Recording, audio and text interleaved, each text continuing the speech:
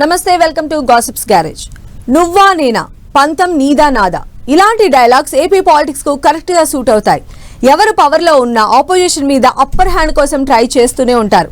State పాలిటిక్సే కాదు, నియోజకవర్గాల స్థాయిలో కూడా ఇదే ఫైట్ నడుస్తూ ఉంటుంది. అది కూడా సీఎం చంద్రబాబు, వైసీపీ అధినేత జగన్ సొంత ఇలాకాల్లో ఒకరిపై మరొకరు పట్టు సాధించే స్కెచ్ కామన్ అయిపోయింది. వైనాట్ కుప్పమన్న వైసీపీ బొక్కబోర్లా పడింది. ఇప్పుడు వైనాట్ పులివెందులా అంటున్న టీడీపీ జగన్ కు ఝలకివ్వగలదా? వైసీపీ అధినేత అడ్డాలో పాగా వేసేందుకు చంద్రబాబు వేస్తున్న స్కెచ్లేంటి?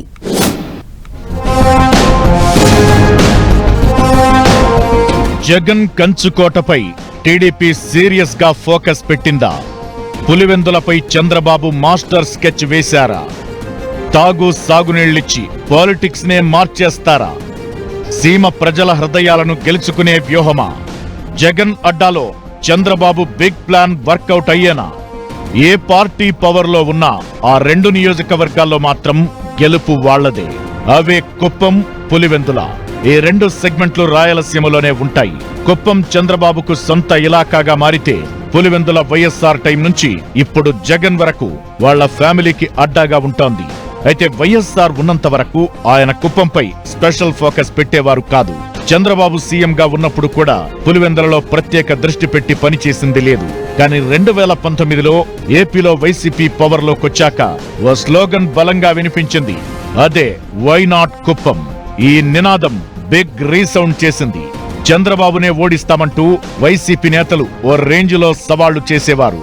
కట్ చేస్తే 2024కు వచ్చేసరికి సీన్ సితారైపోయింది. వైసీపీకి ఘోర పరాభవమే కాదు, పులివెందులలో కూడా గతం కంటే జగన్ కు మెజారిటీ తగ్గింది. ఇప్పుడు అధికారంలో ఉన్న టీడీపీ వై నాట్ పులివెందుల అని అంటోంది. అందుకు తగ్గట్లుగానే పులివెందుల జడ్పీటీసీ బై ఎలక్షన్ వస్తే పట్టుబట్టి గెలిచి తీరింది టీడీపీ. చంద్రబాబు, వైఎస్ జగన్ మధ్య దశాబ్దానికి పైగా సాగుతున్న పొలిటికల్ ఫైట్ నెక్స్ట్ లెవెల్ కు చేరుకుంటోంది. గత ఎన్నికల్లో ఘోరంగా ఓడిపోయి తిరిగి పూర్వ వైభవం సాధించాలని కలలు గంటోంది వైసీపీ.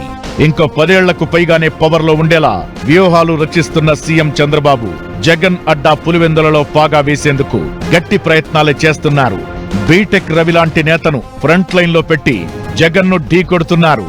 ఇప్పటికే బీటెక్ రవి సతీమణి పులివెందుల జడ్పీటీసీ బైపోల్లో గెలవడంతో అసెంబ్లీ ఎన్నికల్లో జగన్ ను ఓడించి తీరుతామన్న ధీమాను వ్యక్తం చేస్తున్నారు తెలుగు తమ్ముళ్లు.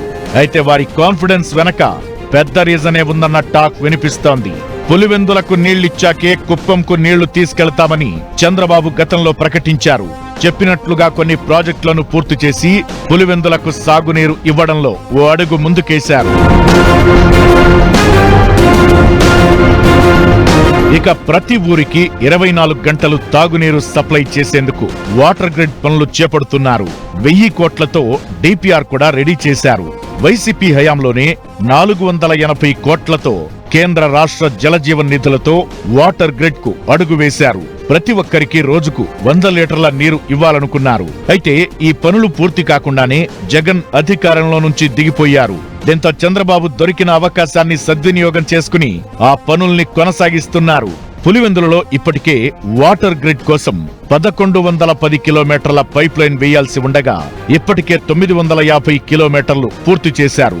ఈ పనుల్ని డిసెంబర్ 20 కల్లా పూర్తి చేయాలని అధికారులకు చంద్రబాబు డెడ్ లైన్ కూడా పెట్టారు. దీంతో వాటర్ గ్రిడ్ పనులు స్పీడ్ గా జరుగుతున్నాయి. ఇవి పూర్తి కాగానే ఎట్టి పరిస్థితుల్లోనూ న్యూ ఇయర్ లో పులివెందులకు తాగునీరు అందించి అభివృద్ధి ఎజెండాతోనే జగన్ కు షాక్ ఇచ్చే ప్లాన్ చేస్తున్నారట చంద్రబాబు. వైనాట్ కుప్పం అన్నారు కాబట్టి వైనాట్ పులివెందుల అంటున్నామని కాకుండా చెప్పిన మాట చెప్పినట్లు ప్రతి హామీని అమలు చేస్తున్నామని, పులివెందుల అభివృద్ధి టీడీపీతోనే సాధ్యమని చెప్పాలనుకుంటున్నారట. అందుకే వాటర్ గ్రిడ్ పనులను మిషన్ మోడ్ లో చేపట్టి నీళ్లిచ్చిన క్రెడిట్ ను తమ ఖాతాలో వేసుకోవాలని టీడీపీ ఆరాటమంటున్నారు. జగన్ అడ్డాలో చంద్రబాబు వేస్తున్న మాస్టర్ స్కెచ్ ఎంతవరకు వర్కౌట్ అవుతుందో వేచి చూడాలి మరి.